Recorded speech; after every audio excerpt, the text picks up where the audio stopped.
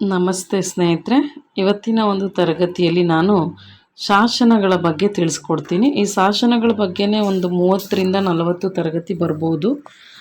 ನಾನು ಇದನ್ನು ಸ್ವಲ್ಪ ವಿವರವಾಗಿ ತಿಳಿಸ್ಕೊಡ್ತೀನಿ. ನಿಮಗೆ ಈ PPTನಲ್ಲಿ ಕೆಲವು ಪ್ರಮುಖವಾದ ಅಂಶಗಳನ್ನ ಮಾತ್ರ ಕೊಟ್ಟಿದ್ದೀನಿ. ಇನ್ನು ಉಳಿದಿದ್ದನ್ನು ನಾನು ಹಾಗೆ ಹೇಳ್ತೀನಿ ಓರಲಾಗಿ. ಅವುಗಳನ್ನ ಪಾಯಿಂಟ್ ಮಾಡ್ಕೊತಾ ಹೋದರೆ ನಿಮಗೆ ಅನುಕೂಲ ಆಗುತ್ತೆ. ಕರ್ನಾಟಕದ ಪ್ರಮುಖ ಶಾಸನಗಳ ಪರಿಚಯ ಅಂತ ನೋಡೋದಾದರೆ, ನಮ್ಮ ಕರ್ನಾಟಕದಲ್ಲಿ ಶಾಸನಗಳು ಇತಿಹಾಸ ಕ್ರಿಸ್ತಪೂರ್ವ 3ನೇ ಶತಮಾನದಿಂದ ಆರಂಭ ಆಗುತ್ತೆ ಅಂತ ಹೇಳ್ಬೋದು. ಅಶೋಕನ ಶಾಸನಗಳೇ ಕರ್ನಾಟಕದಲ್ಲಿ ದೊರೆತ ಪ್ರಥಮ ಶಾಸನಗಳು ಅಂತ ಕೂಡ ಹೇಳಲಾಗುತ್ತೆ. ಕ್ರಿಸ್ತಶಕ 450ರವರೆಗೆ ಕನ್ನಡ ಶಾಸನಗಳು ನಮಗೆ ದೊರೆಯೋದಿಲ್ಲ. ಕದಂಬರ ಕಾಲಕ್ಕೆ ಸೇರಿದ ಅಲ್ಮಿಡಿ ಶಾಸನವೇ ಕನ್ನಡದ ಪ್ರಥಮ ಶಾಸನ ಅಂತ ಹೇಳಿ ನಾವು ಗುರುತಿಸಲಾಗಿದೆ. ಹಾಗೆ ಕ್ರಿಸ್ತಶಕ 450ರಿಂದ ಪಂಪನ ಕಾಲದವರೆಗೆ ಸಂಸ್ಕೃತ ಶಾಸನಗಳು ಹೆಚ್ಚಾಗಿ ದೊರೀತವೆ. ಪಂಪನಿಂದ ವಿಜಯನಗರ ಅರಸರವರೆಗೆ ಕನ್ನಡ ಮತ್ತು ಸಂಸ್ಕೃತ ಶಾಸನಗಳು ಸಮಸಮವಾಗಿ ದೊರಕ್ತವೆ ಅಂತ ಹೇಳ್ಬೋದಾಗಿದೆ. ಕೆಳದಿ ಮತ್ತು ಮೈಸೂರು ಅರಸರ ಕಾಲದಲ್ಲಿ ಕನ್ನಡ ಶಾಸನಗಳು ಅಧಿಕವಾಗಿರೋದನ್ನು ನಾವು ನೋಡ್ಬೋದಾಗಿದೆ. ಈ ಶಾಸನ ಎಂಬುದು ಸಂಸ್ಕೃತ ಭಾಷೆಯ ಶಬ್ದ. ಇದು ಸಾಸ್ ಎಂಬ ಧಾತುವಿನಿಂದ ನಿಷ್ಪನ್ನವಾಗಿದೆ. ಈ ಸಾಸ್ ಅಂದರೆ ಆಜ್ಞೆ ಅಥವಾ ಶಿಕ್ಷೆ ಎಂಬ ಅರ್ಥಗಳನ್ನು ಕೊಡುತ್ತೆ. ಶಾಸನ ಎಂಬುದಕ್ಕೆ ಕಾನೂನು ಮತ್ತು ರಾಜಾಜ್ಞೆ ಅನ್ನುವಂಥ ಅರ್ಥಗಳು ಕೂಡ ಇರೋದನ್ನು ನಾವು ನೋಡ್ಬೋದಾಗಿದೆ. ಇಂಗ್ಲಿಷ್ನಲ್ಲಿ ಇನ್ಸ್ಕ್ರಿಪ್ಷನ್ ಎಂಬುದಕ್ಕೆ ಸಂವಾದಿಯಾಗಿ ಈ ಶಾಸನ ಅನ್ನುವಂತಹ ಪದದ ಬಳಕೆ ಇದೆ. ಇನ್ಸ್ಕ್ರಿಪ್ಷನ್ ಎನ್ನುವುದು ಲ್ಯಾಟಿನ್ ಭಾಷೆಯ ಇನ್ಸ್ಕ್ರೈಬ್ ಎಂಬ ಶಬ್ದದಿಂದ ಇದು ನಿಷ್ಪನ್ನಗೊಂಡಿದೆ. ಈ ಇನ್ಸ್ಕ್ರೈಬ್ ಅಂದರೆ ಏನಪ್ಪ ಅಂದರೆ ಕೆತ್ತು ಅಂತ ಅರ್ಥ. ಇದು ಇನ್ಸ್ಕ್ರೈಬಿಂದ ಅದು ಇನ್ಸ್ಕ್ರಿಪ್ಷನ್ ಅನ್ಸ್ಕೊಳ್ಳುವಂಥದ್ದು. ಇನ್ಸ್ಕ್ರಿಪ್ಷನ್ ಅನ್ನೋದಕ್ಕೆ ಕೆತ್ತಲ್ಪಟ್ಟಿದ್ದು ಅಥವಾ ಕೊರೆಯಲ್ಪಟ್ಟಿದ್ದು ಅನ್ನುವಂಥ ಅರ್ಥಗಳು ಕೂಡ ಬರುತ್ತೆ. ಶಾಶ್ವತವಾಗಿ ಉಳಿಯುವಂತಹ ದೀರ್ಘಕಾಲ ನಿಲ್ಲುವಂತಹ ವಸ್ತುಗಳಾದ ಕಲ್ಲು ಮತ್ತು ಲೋಹಗಳ ಮೇಲೆ ಕೆತ್ತಲ್ಪಟ್ಟ ಅಥವಾ ಕೊರೆಯಲ್ಪಟ್ಟ ಬರಹವನ್ನು ನಾವು ಇನ್ಸ್ಕ್ರಿಪ್ಷನ್ ಅಥವಾ ಶಾಸನ ಅಂತ ಹೇಳಿ ಕರಿತೀವಿ. ಈ ಶಾಸನ ಅನ್ನೋದಕ್ಕೆ ಪ್ರಾಚೀನ ಕೃತಿಗಳಲ್ಲಿ ಕೆಲವು ವ್ಯಾಖ್ಯಾನಗಳನ್ನು ಕೂಡ ಇದೆ. ಶುಕ್ರನೀತಿ ಸಾರದ ಪ್ರಕಾರ ಶಾಸನ ಪತ್ರದಲ್ಲಿ ರಾಜನ ಸ್ವತಃ ರುಜು ಇರಬೇಕು, ಆ ಆಜ್ಞೆ ಹೊರಟ ದಿನಾಂಕ ಇರಬೇಕು ಅಂತ ಹೇಳಿ ಆರಂಭ ಆಗುತ್ತೆ. ನೀವೆಲ್ಲ ಕೇಳಿರಿ, ನೀವೆಲ್ಲ ಹೀಗೆ ಮಾಡಬೇಕು, ರಾಜನ ಆಜ್ಞೆಯಂತೆ ನಡ್ಕೊಳ್ಬೇಕು, ರಾಜಮುದ್ರ ಸಹಿತವಾದ ಶಾಸನವೇ ನಿಜವಾದ ಶಾಸನ, ಅವನು ನಿಜವಾದ ರಾಜ, ಬರಿಯ ರಾಜನೇ ಅಲ್ಲ ಅಂತ ಅನ್ನುವಂಥ ಮಾತನ್ನು ನಾವು ಶುಕ್ರನೀತಿ ಸಾರದಲ್ಲಿ ನೋಡ್ಬೋದಾಗಿದೆ. ಇನ್ನು ಯಜ್ಞವಲ್ಕ್ಯ ಸ್ಮೃತಿಯ ಪ್ರಕಾರ ಭೂಮಿಯನ್ನು ದಾನ ಮಾಡುವಾಗಲೋ ಅಥವಾ ಯಾವುದಾದ್ರೂ ಶಾಶ್ವತವಾದ ಏರ್ಪಾಟನ್ನು ಮಾಡುವಾಗ ಅದರ ನಿಯಮಗಳನ್ನು ಮುಂದಿನ ರಾಜರ ತಿಳುವಳಿಕೆಗಾಗಿ ವಸ್ತ್ರಪಟದ ಮೇಲಾಗಲಿ ತಾಮ್ರಪಟದ ಮೇಲಾಗಲಿ ಬರೆಸ್ಬೇಕು. ಅದು ತನ್ನ ಹಿಂದಿನ 3 ತಲೆಮಾರುಗಳ ವಿಷಯ ಅಲ್ಲಿರಬೇಕು, ಮತ್ತು ದಾನದ ವಿಷಯ ಇರಬೇಕು, ಮತ್ತು ದಾನವನ್ನು ಸ್ವೀಕರಿಸುವವನ ವಿಷಯ ಇರಬೇಕು, ದಾನದ ಪ್ರಮಾಣ, ಭೂಮಿಯ ಮೇರೆ, ದಿನಾಂಕ, ಮುದ್ರೆ, ಸಹಿ ಇವೆಲ್ಲವೂ ಕೂಡ ಅಲ್ಲಿರಬೇಕು ಅಂತ ಹೇಳಿ ಯಜ್ಞವಲ್ಕ್ಯ ಸ್ಮೃತಿಯ ಪ್ರಕಾರ ಹೇಳಲಾಗುತ್ತೆ. ಇನ್ನು ಕೌಟಿಲ್ಯನ ಅರ್ಥಶಾಸ್ತ್ರದಲ್ಲಿ ಕೌಟಿಲ್ಯ ಏನು ಹೇಳ್ತಾನೆ ಅಂದರೆ, ಶಾಸನ ರಾಜರ ಆಜ್ಞೆಗಳನ್ನು ತಿಳಿಸುವ ಬರಹಗಳನ್ನು ಹೇಳ್ತವೆ. ದೂತರು ಅವಾಜ್ಞತೆಯಿಂದಲೋ ಅಜ್ಞಾನದಿಂದಲೋ ದಡ್ಡತನದಿಂದಲೋ ಆ ಆಜ್ಞೆಯನ್ನು ಸರಿಯಾಗಿ ಮುಟ್ಟಿಸದೇ ಇರಬಹುದು. ಆದ್ದರಿಂದ ತಾಳಪತ್ರದ ಮೇಲೆ ಲಿಖಿತವಾದ ರಾಜಾಜ್ಞೆಯೇ ಗೌರವಾರ್ಹವಾದದ್ದು ಅಂತ ಹೇಳಿ ಕೌಟಿಲ್ಯ ಹೇಳ್ತಾನೆ.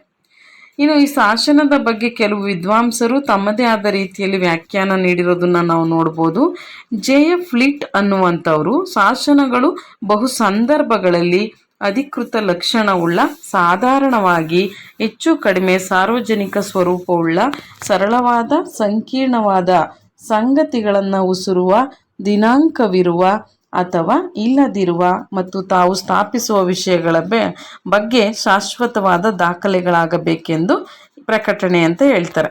ಇನ್ನು DC ಸರ್ಕಾರ್ ಅವರು ಶಾಸನ ಅಂದರೆ ಯಾವುದಾದರೂ ಪದಾರ್ಥದ ಮೇಲೆ ಕೊರೆದ ಯಾವುದೇ ಬರಹ ಅಂತ ಹೇಳ್ತಾರೆ. ಚಿದಾನಂದ ಮೂರ್ತಿಯವರು ಕಾನೂನುಗಳನ್ನು ಜನರಿಗೆ ಪ್ರಕಟಿಸುವ ಬರಹಗಳೇ ಶಾಸನಗಳು ಅಂತ ಹೇಳಿದ್ದಾರೆ. ಹಾಗೆ ಶಾಸನಗಳು ಕನ್ನಡ ಸಾಹಿತ್ಯದ ತಲಕಾವೇರಿ ಅಂತ ಕೂಡ ಚಿದಾನಂದ ಮೂರ್ತಿಯವರು ಹೇಳಿರೋದನ್ನ ನಾವು ನೋಡ್ಬೋದಾಗಿದೆ. BC ಚಾಬ್ರಾ ಅವರು ಶಾಸನಗಳು ಭಾರತ ಇತಿಹಾಸದ ಜೀವನಾಡಿ ಅಂತ ಕೂಡ ಹೇಳಿದ್ದಾರೆ. ಇದಿಷ್ಟು ಶಾಸನಗಳ ಬಗ್ಗೆ ನಾವು ನೋಡೋದಾದರೆ, ನಾನು ಇವತ್ತು ಮಾಡ್ತಾ ಇರುವಂಥ ತರಗತಿಯಲ್ಲಿ ಕರ್ನಾಟಕದಲ್ಲಿ ಅಶೋಕನ ಶಾಸನಗಳು ಅನ್ನುವಂತಹ ಒಂದು ವಿಷಯದ ಬಗ್ಗೆ ತಿಳಿಸ್ತಾ ಇದ್ದೀನಿ. ಕರ್ನಾಟಕದಲ್ಲಿ ಅಶೋಕನ ಶಾಸನಗಳು. ಈ ಅಶೋಕನು ಕ್ರಿಸ್ತಪೂರ್ವ 272ರಿಂದ 232ರವರೆಗೆ ಮೌರ್ಯ ಸಾಮ್ರಾಜ್ಯವನ್ನು ಆಳ್ತಾನೆ. ಇವನು ಶಾಸನ ಹಾಕ್ಸೋದಕ್ಕೆ ಕಾರಣ ಇರಾನಿನ ಅಕಿಮಿನಿಯನ್ ರಾಜರು ಹೊರಡಿಸಿದ ಶಾಸನಗಳಿಂದ ಪ್ರಭಾವಿತನಾಗಿ ಭಾರತ ಖಂಡದಲ್ಲಿಯೇ ಪ್ರಪ್ರಥಮ ಬಾರಿಗೆ ಶಾಸನಗಳನ್ನು ಬರೆಸ್ತವನು ಯಾರು ಅಂದರೆ ಈ ಅಶೋಕ. ಹಾಗಾಗಿ ಅಶೋಕನನ್ನು ಭಾರತದ ಶಾಸನಗಳ ಪಿತಾಮಹ ಅಂತ ಹೇಳಿ ಕರೆಯಲಾಗುತ್ತೆ. ಭಾರತದ ಶಾಸನಗಳ ಪಿತಾಮಹ ಯಾರು ಅಂತ ಅಂದರೆ ಅದು ಅಶೋಕ. ಕರ್ನಾಟಕದ ಶಾಸನಗಳ ಇತಿಹಾಸ ಕ್ರಿಸ್ತಪೂರ್ವ 3ನೇ ಶತಮಾನದ ಅಶೋಕನ ಶಾಸನಗಳಿಂದಲೇ ಆರಂಭ ಆಗುತ್ತೆ ಅಂತ ಹೇಳ್ಬೋದಾಗಿದೆ. ಈ ಅಶೋಕನ ಶಾಸನಗಳು ತಮ್ಮನ್ನು ಧಮ್ಮಲಿಪಿ, ಧರ್ಮಲಿಪಿ, ಧರ್ಮಶಾಸನ ಅಂತ ಹೇಳಿ ಕರ್ಕೊಂಡಿದ್ದಾವೆ. ಅಶೋಕನ ಶಾಸನಗಳು ಧಮ್ಮಲಿಪಿ, ಧರ್ಮಲಿಪಿ ಅಥವಾ ಧರ್ಮಶಾಸನ ಅಂತ ಹೇಳಿ ಕರೆದುಕೊಂಡಿದೆ.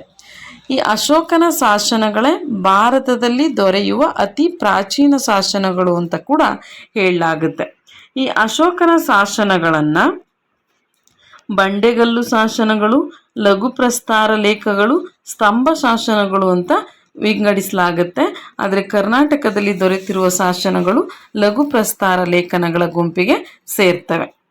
ಅಶೋಕನ ಶಾಸನಗಳನ್ನು ಸಮರ್ಪಕವಾಗಿ ಓದಿದವನು ಯಾರು ಅಂದರೆ ಜೇಮ್ಸ್ ಪ್ರಿನ್ಸೆಪ್ ಅನ್ನುವಂಥವನು ಈ ಅಶೋಕನ ಶಾಸನಗಳನ್ನು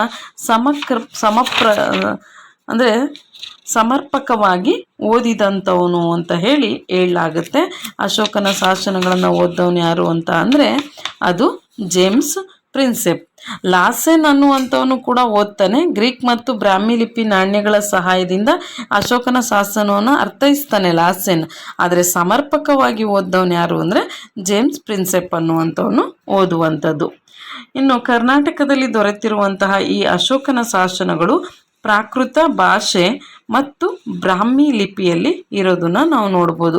ಪ್ರಾಕೃತ ಭಾಷೆ, ಬ್ರಾಹ್ಮಿ ಲಿಪಿಯಲ್ಲಿ ಅಶೋಕನ ಶಾಸನಗಳು ಇವೆ. ಹಾಗೇನೇ ಕರ್ನಾಟಕದಲ್ಲಿ ದೊರೆತಿರುವಂತಹ ಈ ಅಶೋಕನ ಶಾಸನಗಳು ಲಘು ಪ್ರಸ್ತಾರ ಲೇಖಗಳ ಗುಂಪಿಗೆ ಸೇರ್ತವೆ ಅಂತ ಕೂಡ ಹೇಳ್ಬೋದಾಗಿದೆ. ಲಘು ಪ್ರಸ್ತಾರ ಗುಂಪಿಗೆ ಸೇರ್ತವೆ. ಇನ್ನು ಕರ್ನಾಟಕದಲ್ಲಿ ಅಶೋಕನ ಶಾಸನಗಳು ಸುಮಾರು 14 ದೊರೆತಿವೆ. ಅದರಲ್ಲಿ ನಮಗೆ ಕರ್ನಾಟಕದಲ್ಲಿ ದೊರೆತಂತಹ ಶಾಸನಗಳಲ್ಲಿ ಈ ಸಿದ್ದಾಪುರದ ಬಳಿ ದೊರೆತಂತಹ ಶಾಸನವೇ ಅಶೋಕನ ಅತಿ ದೀರ್ಘವಾದ ಶಾಸನ ಅಂತ ಹೇಳ್ಬೋದಾಗಿದೆ.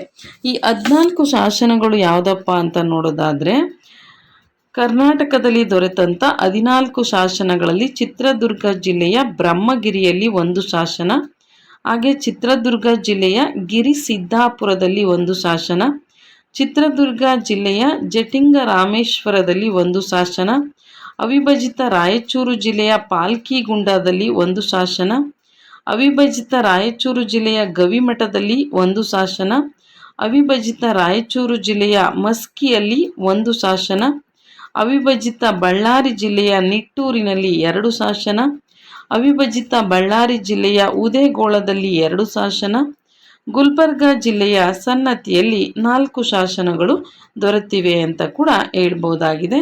ಒಟ್ಟು 14 ಶಾಸನಗಳು ನಮಗೆ ದೊರೆತಿರುವಂಥದ್ದನ್ನು ನಾವಿಲ್ಲಿ ನೋಡ್ಬೋದಾಗಿದೆ.